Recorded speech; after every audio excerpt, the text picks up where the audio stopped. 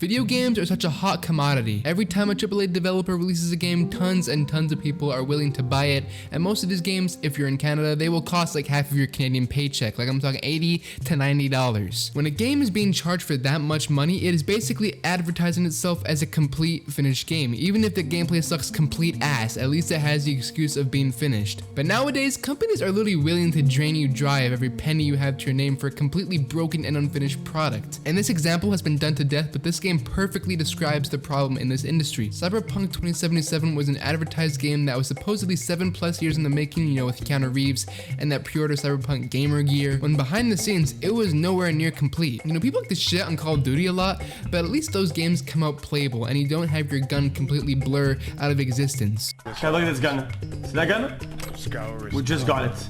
That is sick. You know, it is truly rare for a game to come out completely bug-free. I understand it to an extent. The people who make these games are humans, but shit, like bro, you're telling me you guys have been working hard and testing this game? I'm sorry, I actually thought you guys were just blind cats. Speaking of blind, let's talk about gamers. If I'm being honest, it completely baffles me how people are pointing out these untrustworthy policies, yet continue to support AAA game products as if they haven't been let down numerous times. Pre-ordering a video game shouldn't be a gamble on if you're gonna be receiving a playable finished product, but damn, it really is like that nowadays. Okay, I'm done ranting about actually unplayable broken games, but how about we talk about games that are finished but just completely suck dick and balls and ass. Starfield, honestly, people love Starfield.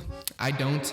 If people are gonna say it's like Skyrim in space, then it should have interesting gameplay mechanics as well as the curiosity aspect, which is entirely non-existent from the game and is just a walking simulator on a bunch of random ass planets that are quite literally copy and pasted. GTA, the definitive edition, I'm using definitive in very heavy quotations, came out, and after a while of it being in this bug infested limbo, it was finished. But I don't understand why it was made. I understand wanting to port it to consoles, but the visual differences added don't change anything for me. In fact, I actually prefer the old graphics because at least you have the excuse to say it looks bad because of its age. With all of these games being negatively received, you would think companies would stop and say, hey, maybe we should give these customers that are, you know, keeping us in business an actual good and finished problem, but f all of that. Why put in work when we can push pre-orders and make a lot of money and get a guaranteed return on investment? And then after a bit, finish the actual game in an update bigger than the game itself. It just frustrates me because I feel gaming right now is at an all-time low, and this exploitment of the consumer base is what will put this industry in the grave.